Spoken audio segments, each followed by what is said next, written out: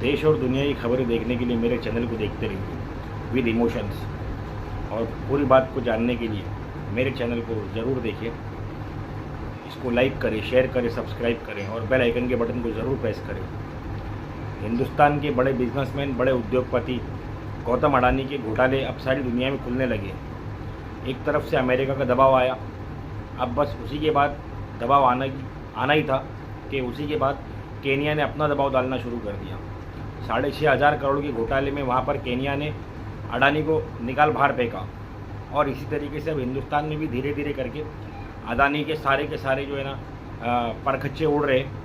पूरी दुनिया को पता चल रहा है कि अडानी ने हिंदुस्तान के अंदर और हिंदुस्तान के बाहर अपने बिजनेस को किस तरह से चलाया और फैलाया, और उसमें हमारी सरकार का क्या सहयोग रहा। चंद्रबाबू नायडू के साथ में मोदी ने डील किया अडानी के लिए। जो चंद्रबाबू नायडू कल तक के मोदी के खिलाफ था, आज वो चंद्रबाबू नायडू मोदी के साथ है। देश किस पर भरोसा करे और क्यों भरोसा करे। मेरी बातें थोड़ी सेंसिटिव रहेगी, इमोशनल रहेगी, क्योंकि मैं खबरों को फैलाने से बेहतर मेरे लोगों को जोड़ना पसंद करता हूँ। मेरी विचारधारा मेरे देश को जोड़ने की है। मैं मेरे देश के तमाम लोगों से पूछना चाहूँगा जो हिंदुस्तान में और हिंदुस्तान के बाहर दुनिया के किसी भी कोने में रहते हो, उससे पूछना चाहूँगा क्या वो ऐसी सरकार को लाना और ऐसी सरकार को अपने ऊपर बिठाकर उसको बर्दाश्त करना पसंद करती है, जो सरकार उसका ख्याल छोड़कर बाकी सबका ख्याल रखती है।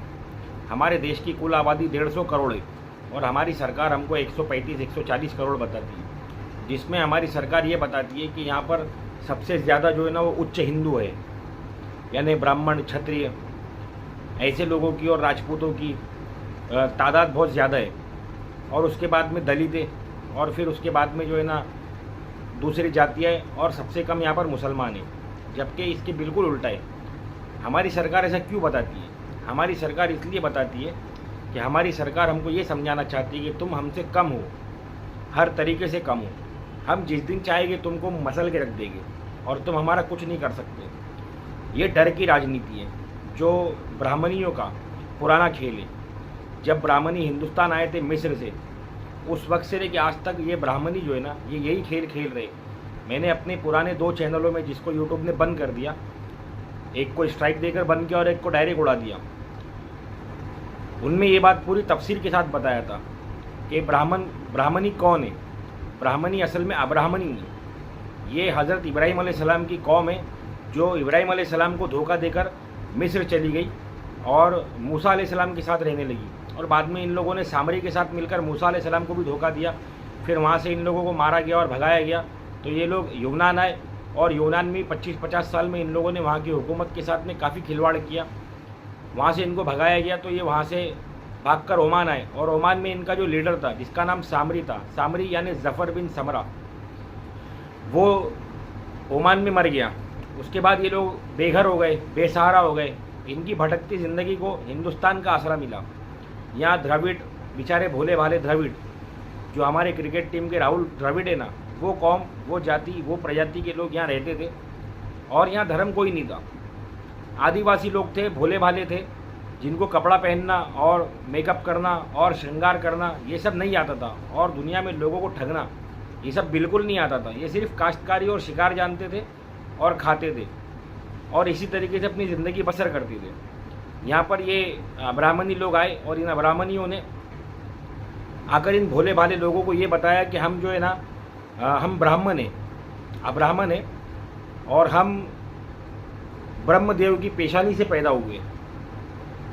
फिर जो लोग इनके गुलाम बनकर आए थे उनके बारे में लोगों ने पूछा कि ये कौन है, अगर तुम सबसे बड़े हो तो फिर ये कौन है। तो इन लोगों ने कहा ये क्षत्रिय है, ये ब्रह्मदेव की छाती से पैदा हुए। फिर इन्हीं के साथ में एक तबका और था जिसको इन लोगों ने कहा कि ये पेट से पैदा हुए। फिर यहाँ के लोगों ने इनसे पूछा कि हम कहाँ से पैदा हुए, अगर दुनिया में ब्रह्मदेव नाम की कोई चीज़ है और अगर तुम लोग उसके अवतार हो, उसकी औलाद हो, तो हम लोग कहाँ से पैदा हुए और हम लोग कौन है। तो इन लोगों ने कहा तुम लोग शूद्र है और तुम लोग जो है ना वो ब्रह्मदेव के पैर से पैदा हुए। अब बताओ ये कितनी मक्कार कौम है, ये पंडितों की कौम कितनी मक्कार है और कितने अय्यार लोग हैं। ये लोग सिर्फ अपनी हुकूमत चाहते, कि किसी भी तरीके से कोई भी झूठ, कोई भी चोरी, कोई भी बलात्कार और कोई भी कत्ल करना पड़े, लेकिन हुकूमत और प्रशासन में सिर्फ हम ही रहे और हमारी सत्ता रहे और हम हुकूमत करें लोगों पर। इनकी ये सोच है और इसी सोच के साथ में ये लोग 3500 साल से हिंदुस्तान में रह रहे और हिंदुस्तान की भोली भाली आवाम, वो चाहे किसी भी मज़हब की हो, हिंदुस्तान में एक ही मज़हब था, इंसानियत का मज़हब, जिसको इन लोगों ने बांट कर जो है ना बहुत सारे मज़हबों में डाल दिए। यूपी के चुनाव में योगी आदित्यनाथ बेशर्म वो बोलता है बटेगे तो कटेगे। किसने बांटा? किसने अपने आप को ब्राह्मण बताया? किसने क्षत्रिय बताया? किसने वैश्य बताया? किसने शूद्र बताया? किसने चमार बताया? किसने जातियाँ बांटा? ये 6-6.5 हज़ार जातियाँ हिंदू धर्म में किसने बांटा? ये हिंदू नाम का एक चूहा किसने पकड़ कर लाया? कौन है हिंदू? क्या है हिंदू? हिंदू कुछ नहीं है, हिंदू कोई धर्म नहीं है। ये शाश्वत और सनातन धर्म बताता है। अब शाश्वत और सनातन धर्म के बारे में भी बाकी बातें बताऊंगा कभी इंशाल्लाह, लेकिन अभी उसका वक्त नहीं है। वक्त चल रहा है हमारे देश की बर्बादी का, क्योंकि हमारे देश में एक ऐसी हुकूमत, एक ऐसी सरकार आई है जिसका प्रधानमंत्री वो देश का प्रधानमंत्री नहीं है, वो अदानी और अंबानी का प्रधानमंत्री है। वो प्रधानमंत्री गोधरा कांड के एक दंगे का आरोपी है और हमारे देश का गृह मंत्री वो तड़ीपार है, उस पर भी मर्डर के केस है। और हमारे देश के एक प्रदेश का मुख्यमंत्री, उस पर भी मर्डर के और अपहरण के और फिरौती के और रंगदारी के और पता नहीं किन किन चीज़ों के केसेस है। अगर ऐसे लोगों के हाथ में, ऐसे चोरों डाकुओं के हाथ में हमारे देश की सरकार रहेगी, हमारे देश की हुकूमत रहेगी, तो बताओ हमारा क्या हाल होगा। मैंने ये वीडियो इसलिए नहीं बनाया कि मेरा कोई न्यूज़ चैनल है, मैंने ये वीडियो इसलिए बनाया कि मेरे अंदर एक दिल है जो इंसानों वाला है, जो हर किसी के लिए धड़कता है। जो मेरे चैनल्स बन हुए, उन चैनल्स पर आप मेरे सारे वीडियो अगर आप लोग देख रहे होते, वो चैनल अभी यूट्यूब पर मौजूद होते तो मैं आपको दिखाता ज़रूर। उन सारे वीडियो में मैंने सिर्फ एक ही बात किया, अपने देश के लोगों को जोड़ने की। और आज भी मैं एक ही बात करता हूँ, मैं हाथ जोड़कर अपने देश के लोगों से अपील करता हूँ कि हिंदू और मुसलमान के चक्कर में मत बटो, शूद्र और दलित और ब्राह्मण और शेख और सैयद के चक्कर में मत बटो। तुमको अंदाज़ा नहीं है इस बात का कि तुम्हारा मुल्क किसके हाथ में चला गया है और तुम किसके हाथ में चले गए हो। ये ना तुमको मारेंगे और ना जीने देंगे, ये तुमको सिर्फ तड़पाएगी। मेरी ये बात को याद रखना, ये सिर्फ तुमको तड़पाएगी। मेरी बात अच्छी लगी हो तब भी और नहीं अच्छी लगी हो तब भी मेरे चैनल को ज़रूर सब्सक्राइब करें, ताकि मैं आपके सामने ऐसी और बातें कर सकूं। और यूट्यूब मेरे चैनल को बंद ना करे। मैं पहले अपने 2 चैनल बंद करवा चुका हूँ। एक चैनल मेरा गए हफ्ते बंद हुआ, एक चैनल 2 महीना पहले बंद हुआ। अब मैं इस चैनल को बंद नहीं करवाना चाहता। मेरे को इससे कोई इनकम नहीं है, इससे कोई सोर्स नहीं है मेरे को।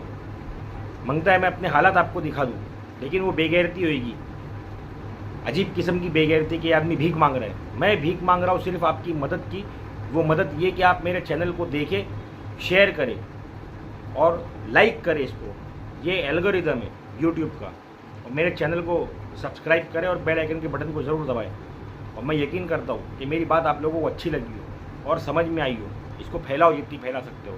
अस्सलाम वालेकुम व रहमतुल्लाहि व बरकातुहू।